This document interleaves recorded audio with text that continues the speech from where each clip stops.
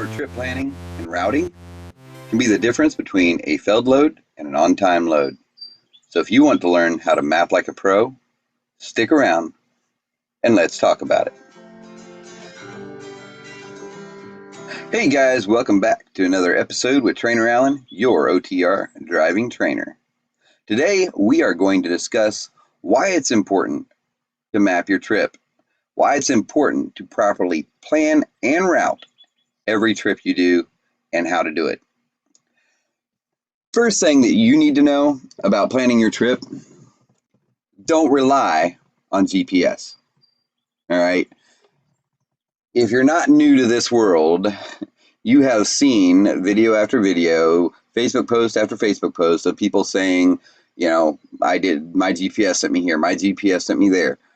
It happens, guys. Is that all the time? No. Okay. But one way to ensure that you don't have to worry about the frustrations of GPS is simply learning how and using your map book. Okay. Now, if you don't have a trucker's atlas, do yourself a favor and get one. They're sold at every truck stop across the nation. Okay. I promise you, you can have one today by simply stopping in to your local truck stop and picking one up. Now, it will tell you where you can and cannot go. Okay, there's a lot of information inside your trucker's atlas. Utilize that information because it's there for you. Why wouldn't you use it, right? Now, some people would use that same ideology and saying, well, the GPS is a tool right there for you. Why not use it? Well, why not use it is because it's an electronic, and electronics can mess up. You know what's not going to mess up is that map book, as long as you know how to properly use it. So let's talk about that. Again, don't rely on your GPS. Know how to properly plan and route your trip on your atlas, okay?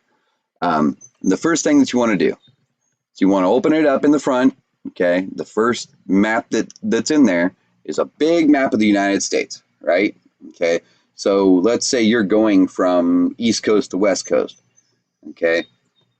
You can open up that map book and, depending on what city you're going to in the state that's on the other side of the United States, that will help you determine what road you're going to take from point A to point B, right? Okay, just at one big glance, you can kind of follow along like that with your finger across your atlas, okay? So that's the first step.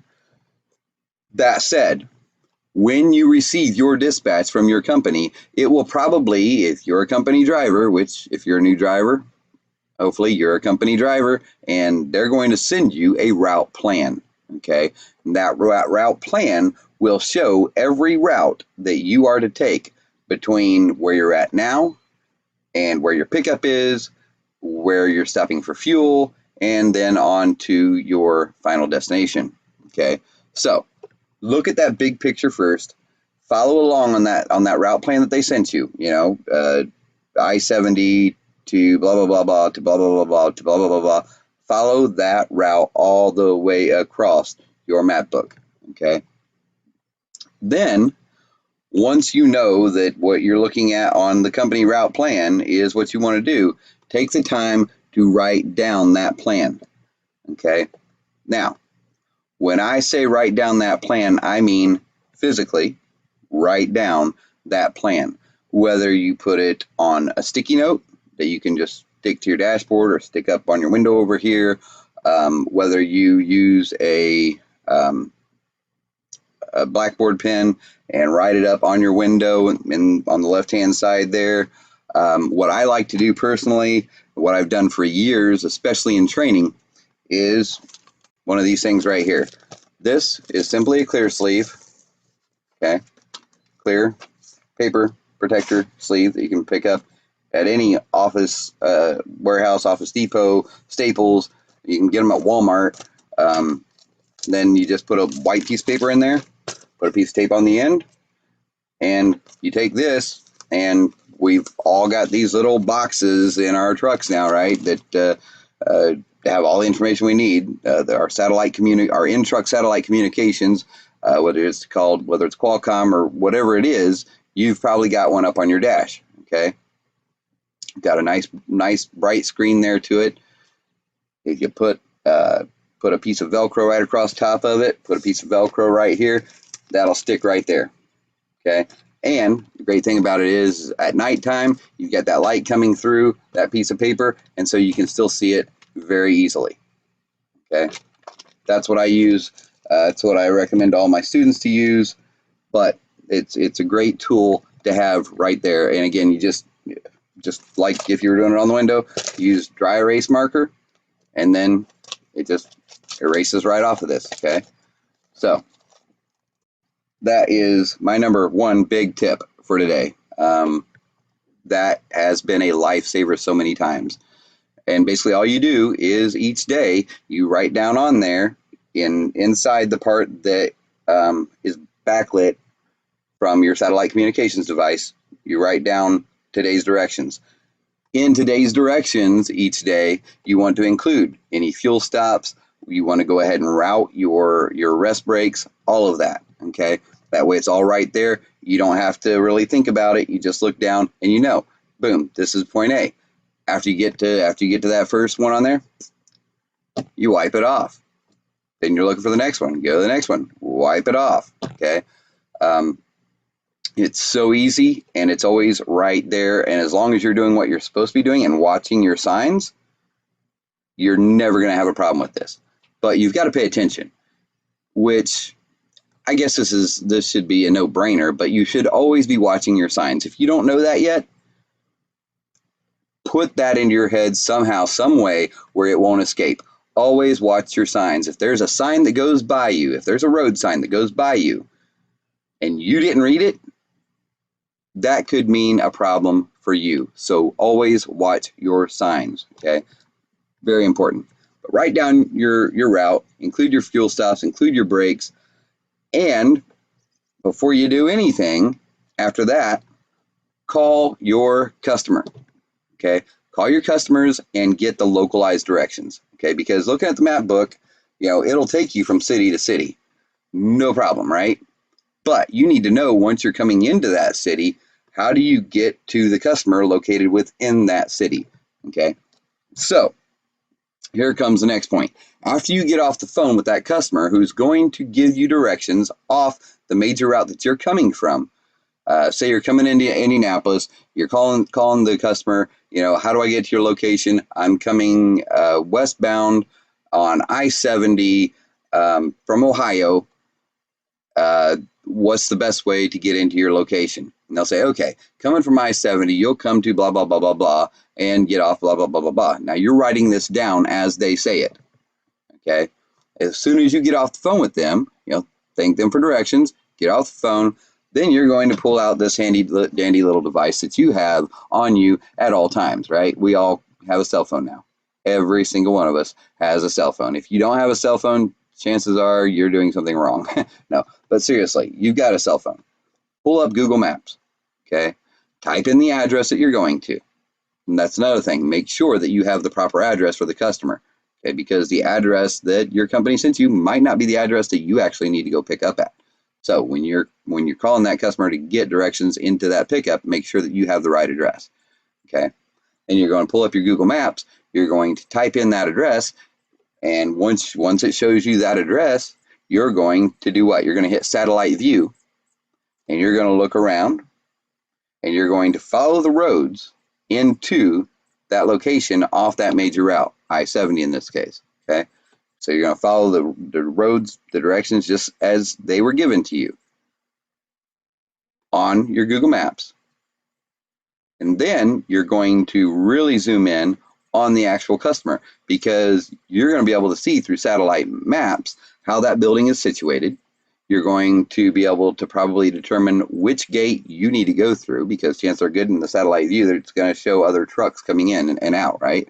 So you should already know well before you get to your customer exactly which gate you need to go through, okay? And that's something that should have been discussed on that phone call. If they've got, gate A, B, C, D, E, F, and G, and they might even be along the same route, you want to know which gate you need to go to for your pickup or delivery.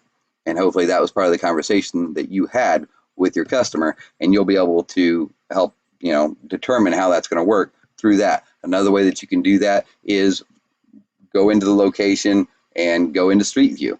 Okay.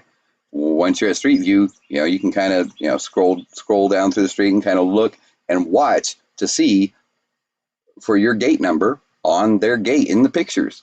Okay. So, and I don't know how many times I've seen it where drivers just come into a place, they pull into the first gate they see, and lo and behold, it's the wrong gate. And now they've got to do one of two things: either back out, which is not good for traffic, or they've got to go in and make a turnaround and come back out. It's a hassle for everybody. And guess what? You weren't at the right gate at the right time. You don't get to your gate now till 20 minutes later, and you are what? Late for your appointment. Okay. So know where you're going before you get there and plan it. Write it down. Know what you're doing. Okay. So you've called your customer. You've used Google Maps to look at your stops. That's the basics of it, guys. Between your Google Maps and actually looking at everything that you need to see, and actually looking at your atlas, state by state, full view, everything. Okay, you should know your route very well before you ever take off on it. Now, you may not, when you first get your dispatch, have time to actually route out the entire thing. Okay, you may at first, because you got to pick up in an hour and a half and you're an hour away from your next stop. So what you want to do first, right away, obviously, is get a hold of that customer, get localized directions into their location, and then do everything that I just mentioned as far as using your Google Maps to get to that customer. Once you're at that customer, while you're getting loaded, while you're waiting to get loaded, whatever the case may be, chances are good that you will have time at that point to go ahead and plan and route out the rest of your trip. Okay, so make sure that you do that. One caveat to that is, between where you are now and where you're making that pickup, your company may have sent you a fuel stop. Okay, so you want to make sure that you have looked at that company routing and looked at where they're telling you to fuel, because you may need to make that fuel stop before you get to your pickup and continue on to your final destination. So, all right, don't rely on GPS. Use your map book. Look at the big picture first, US map, and then go state by state as necessary. Write down your entire route with all of your stops. All of your stops need to be on that written list. Okay, where you plan on taking your breaks, everything. Okay, so there's no confusion in your mind at any point in time when and where you're supposed to be, when and where you are. Call your customers, get localized directions, use Google Maps for your stops. Now, all that said, while I said do not rely on GPS, and I heavily mean that, do not ever rely solely on GPS.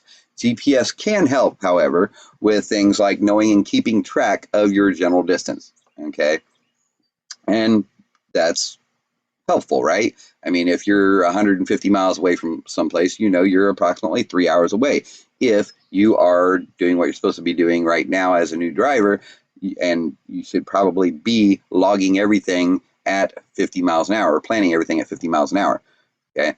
To give you guys a good example, let's say you're taking a trip from Wheeling, West Virginia to Denver, Colorado. Okay. That is approximately a 1,500 mile trip. Now, if you pull it up on your Google Maps, what it will say is 1,388 miles, so 1,400 miles, okay? And it gives a time of 20 hours and 41 minutes. Well, guess what? You are in a truck. You're not in a car. You're not going the speed limit, the top speed limit at all times, which is what this relies on, okay? So you're actually looking at, for 1,388 miles, you're looking at more at 1,400 miles divided by 50 miles an hour, which is going to be 28 hours, okay? Not 20 hours and 41 minutes or 21 hours. You're looking at 7 hours longer to make that trip. Another thing that you're going to see when you pull it, if you pull it up and look at the full trip on the Google Maps, is you're going to see that there are several places of construction. So again, map out at 50 mile an hour and you don't have to worry about those construction zones. However, that said, you may want to actually look into those construction zones and find out if they are 24-hour construction zones or whatnot. That may help you determine where you want to stop and take breaks. You know, if you're coming into a big city and you know there's a bunch of construction, guess where you don't want to be at 5 p.m., right? You don't want to be in Indianapolis at 5 p.m., Columbus, Ohio at 5 p.m. You don't want to be in St. Louis, Missouri at 5 p.m. or Kansas City, Missouri at 5 p.m. You don't want to be in those places during rush hours, okay? So knowing that and looking at the big picture on something like this can help you determine where you need to take your rest breaks in order to get through places like that at the best possible times. So that comes in very handy. Now, obviously, you know, that's a simple trip. The trip that I just gave you from Wheeling, West Virginia, out there to Colorado, it's I-70 all the way, okay? I-70, Interstate 70, all the way, okay? But again, you need to know where your traffic patterns are what your traffic patterns are doing at what times of the day. I think most anybody over the age of 16 understands that you don't want to go into a big city between about 2:30 p.m. and 7 p.m., right? If at all possible, you want to stay out during those times. And of a morning, you know, you probably don't want to go through a big city between anywhere between 5:30 a.m. and 9:30 a.m. Okay, so those are two times that you know that you probably want to stay out of Indianapolis. You want to stay out of St. Louis. You want to stay out of Kansas City, if at all possible. Now, that's not always possible. Okay, another thing to consider when doing your planning and your routing. Maybe you're picking up on Thursday morning at 6 a.m. and this load doesn't deliver in Colorado until Monday morning at 6 a.m. Okay, so you're at 6 a.m., you're going 6 a.m. Okay, you know you've got Thursday to Friday, Saturday, Sunday, Monday. You've got 4 days to make it. Okay, based on the fact that it's a 28-hour trip at 50 miles an hour, you know that it's only going to take you 3 drive periods to get there. So say 3 days. Really, you can make it in 2.5 real easy. But say 3 days, you got 4 days to get there. If you can make it if you can do a 10-hour drive time, let's say you're just starting off your clock, okay, you might be able to do, say, an 8-hour drive time today after you're loaded. You might have time to do that, eight hours of drive time. Now you've got 10 more periods, right? So you do your 8 hours of drive time, you shut down for your 10-hour break, you get going right away, another 8 hours, another 10-hour break, another 10 hours, and you're there, right? Okay, so knowing that, you're looking at 10, 20 hours of DOT breaks, and you're looking at 28 hours of drive time, so you can be there in 48 hours. So you could be there well within 2 days, okay? So if you're picking up at 6 a.m., let's say you pull out of there at 8 a.m. Thursday, you know that you could be there by 8 a.m. Saturday morning, okay? What do you want to do? You want to be there by 8 a.m. Saturday morning, maybe not at the customer location. If it's not drop and hook, you can't go in, you can't sit there all weekend, whatever. Get to Denver, Colorado, okay? There's some great things to see in Denver, Colorado. Plan on getting there as soon as you can. That way you can get a 34-hour break done, reset your clock, so you don't have to worry about running on recaps. And if you don't know what recaps are, I will be talking about that coming up in a video within the next week or two. So check that out. Make sure you stay tuned for that. But, you know, if you can get there and do your 34 and be done with having to worry about running on recaps, do that, okay? Now, let's say you live somewhere on that I-70 stretch or within, 15, 20 miles of I-70, and you're like, well, why don't I stop at my house and do a 34-hour break? Well, chances are good that you can, okay? Touch base with your dispatch and make sure that you are able to do that, and make sure that you have a safe place to leave that trailer while you're on that 34-hour break. Um, but caveat to that, as soon as your 34 hours is done, roll. Okay, don't waste time, because you want to be able to get to the customer and do a 10 hopefully before you have to start the Monday with your delivery and everything. You want to have a fresh clock for the day. Because if you go in there, let's say you live 9 hours away from your delivery. You live 9 hours. If you wait until, say, 7 p.m. or 8 p.m., thinking, oh, I've got plenty of time to get to my destination, and then I can deliver, and then I can take a 10-hour break. Don't do it. Do not do that. Okay? Make sure that you can take a 10 once you get to your destination. Because when your dispatcher comes in the morning, he's going to want to know that because you're delivering at 6 a.m., your dispatcher might not come in till 8, okay? And he's going to want to think, okay, well, he was delivering at 6, he should be unloaded by 8, and we can send him on over to this next delivery. And chances are good that this will be pre-planned out Friday or Saturday, okay? By the load planners, not really your dispatcher, and your dispatcher might not even know it yet to tell you, okay? But just know that chances are good that because you've got such a wide window there between your pickup and delivery, chances are really good that that planner is going to plan on you being at that delivery at 6 a.m. with a fresh clock, okay? He's going to be ready to get you moving on your next load. And if you're out here to make money, which is pretty much why we're all out here, right? You want to be able to roll. But if you can't roll and they've already had that planned, now they got to scramble to find a new driver to put on that load. Guess who's not getting the next really good load? You. Why? Because you weren't there. You didn't plan your time properly as far as they're concerned.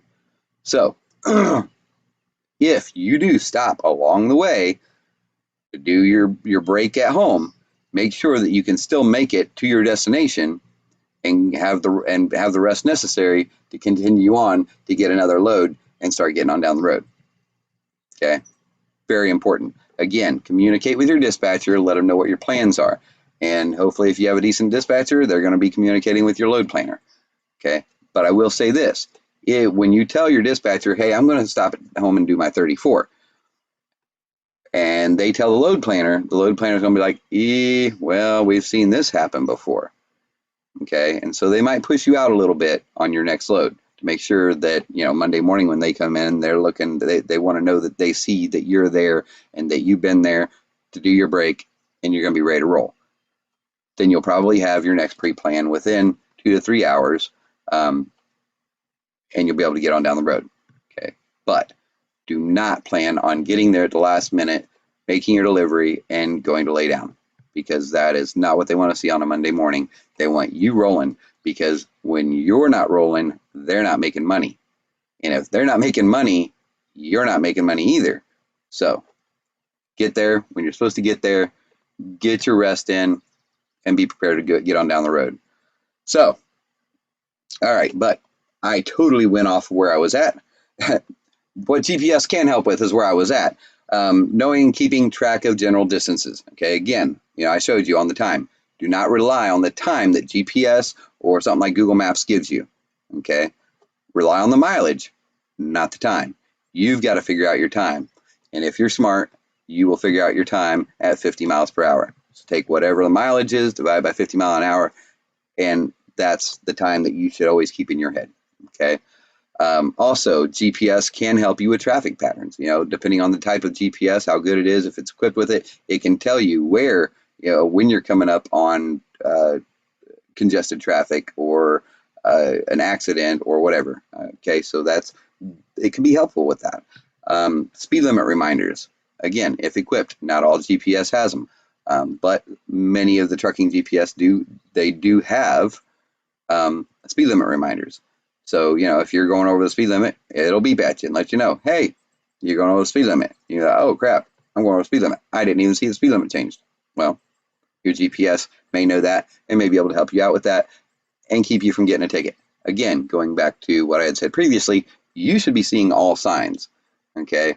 So if you miss the speed limit sign, that's another story. But just in case, a good GPS can help you out with that. So, but again, do not rely on GPS. Learn how to use your atlas and utilize it regularly. Okay, a new one's put out every year. Get the new one every year.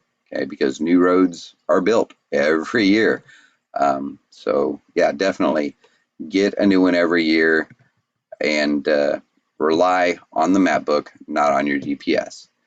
And that is all I have to say today about trip planning and routing. So if you want to map like a pro, go back over this video a few times, write down what I said, do what I said, and you should be good to go. So until next time, you keep that shiny side up, keep that dirty side down, and we will catch you on the flip flap.